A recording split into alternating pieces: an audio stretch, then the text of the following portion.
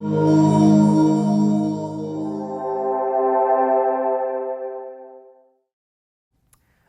so a surprisingly related topic has to do with bug fixing.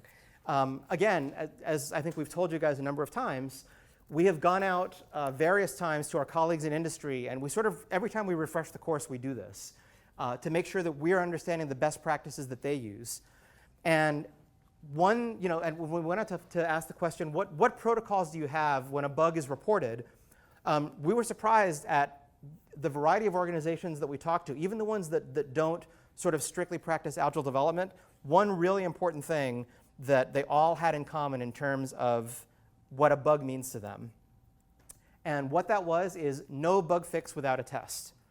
So we talked to a bunch of companies, and we sort of distilled this into what we call the 5 R's of dealing with bugs. A bug is reported. A bug can be reproduced, and it might be reclassified.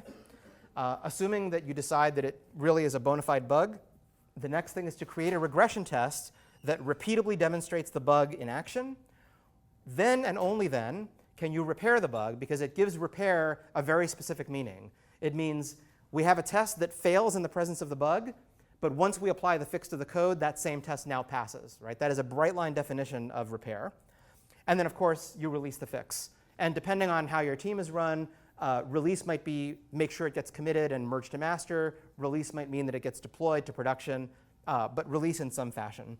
So even non-agile organizations do something very much like this. And basically, existing processes that you already know for developing features can be adapted to bug fixing. So all of the same machinery that you already use. In particular, when a bug gets reported, maybe it was reported by the customer because they were trying to use the app, something went wrong. Maybe your own team found it when you were sort of manually doing some testing, and you found a bug that was not caught by any existing automated test. So just enter the bug in Tracker as a 0-point story. This is another one of those areas of controversy, because you would say, well, fixing a bug is not a 0-effort thing. So if it's more than 0 effort, why are you saying that it should get 0 points? And by the way, Tracker has a setting that allows you to assign points to bug fixes. We have recommended to leave that setting turned off so that bugs are worth 0. But I think the rationale is that in an ideal world, the bug shouldn't have happened. You should have been able to catch the bug and have a test for it and stuff as part of developing the feature. So in some sense, the cost of making sure your feature worked, of not having the bug, should be part of your point estimate for the feature. And if it wasn't, then over time you'll get better at doing that, because next time this happens, you'll be a little more defensive in your programming and you'll write more tests. So over time, your estimate of what it takes to build a feature will naturally come to include the time taken to write really good tests, so you're pretty certain that there are no bugs. Of course, reality is not always like that. So we think it's good to get into the habit of not assigning points to bugs, because I think it creates a little bit of pressure on you to fix it. But we recognize that bugs require some time to fix, and that's why your estimates of what your velocity is, or your estimates of a story difficulty might sometimes diverge from real difficulty. That's fine. That's it's a learning process, and we all get better at this over time. GitHub has a lot of different integrations with Tracker. Some of them are already described in the how to set up your project. But one of the integrations is that if you annotate your commit message in GitHub with the Tracker story number in a particular format, then when you do that commit, or when that commit gets pushed back to GitHub, it marks the Tracker story as officially delivered. Use at your own risk. Some people have asked, well, can we just use GitHub issues because it might be easier for the customer? You're not going to expose your customer to using Pivotal Tracker. Again, some projects run on GitHub issues or GitHub projects. One of the reasons we use Tracker is, of the various systems for doing effort estimation, it's one of very few that actually lets you associate effort with stories, and it helps you track over time how good your estimates are. We believe that's a really, really important skill to develop, and GitHub issues doesn't give you that. GitHub issues is like a to-do list. You can rank whether the issue is severe or kind of severe, or can wait until you wash your dog. But it doesn't give you any machinery to make an estimate of fixing effort and then come back to what that estimate is. And as far as easier for your customer, most of you have customers that are not very technical. They're just going to tell you what the bug is. They're not any more likely to use GitHub issues than they are to use Pivotal Tracker. Some organizations that manage really big projects have a whole separate system. Bugzilla is one of the better known open source ones. And all it does is bug tracking. And bugs have life cycles, and there's a lot of reporting about where the bug came from and stuff. You may very well find yourself in an organization that does something like that. But again, for the purposes of this class and the scope of these projects, we've found that Tracker works quite well, and it's a tool that you're already using. So in general, we always advocate for using the simplest tool that actually works for your project. And in this case, the simplest tool is one you're already using. So that's our view. So what that all means is, if you wish to use a different way to track bugs or collect them, you can. But we don't think that it adds a tremendous amount of value. And now there's two places that you have to look for what your team needs to be working on instead of looking in one place. OK, so that's the report step. That's just R1 of the 5 Rs, I guess. Reclassify. So sometimes a bug may be found in a version of the software that's about to become obsolete. Or maybe the bug has been fixed, but the fix hasn't been rolled out to production.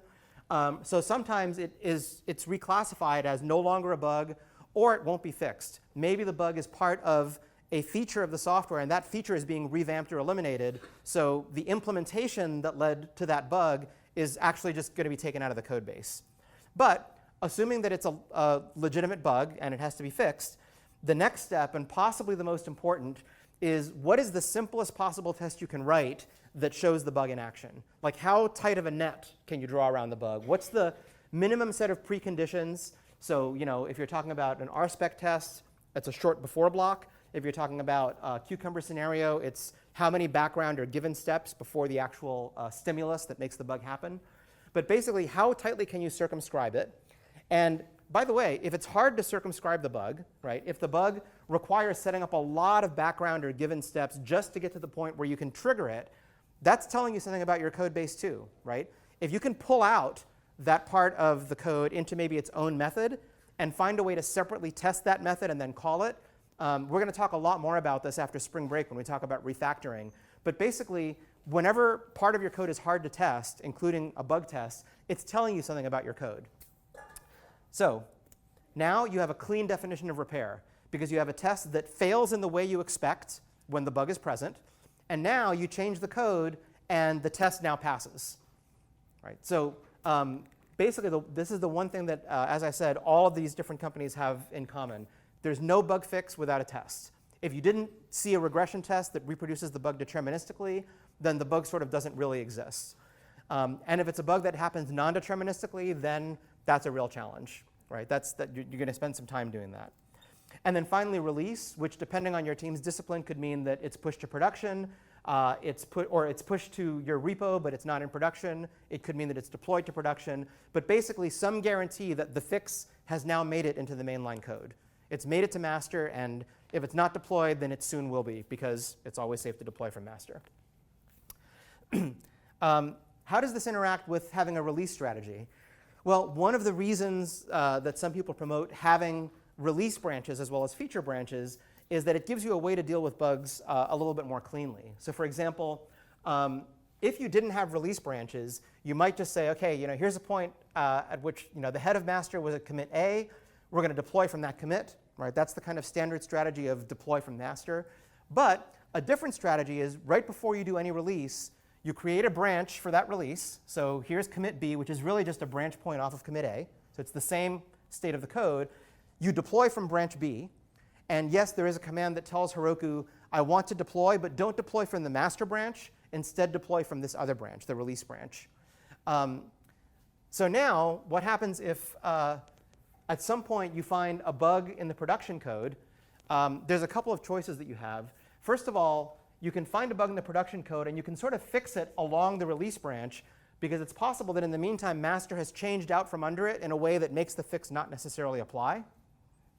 So I could fix the bug that was found. I could fix it in some other commit, and then I could do a merge from that commit back up to master to integrate a very small fix. That's called cherry picking. And there's actually a command called git cherry pick, which says from this commit point, pick only a specific commit or set of commits and selectively, sort of surgically, merge them back into the main line of development. So this is kind of like fix the bug here and then apply that patch back into the master branch as soon as possible. So you still have your release branch, and now you can do another release from the same branch. Oops, there we go.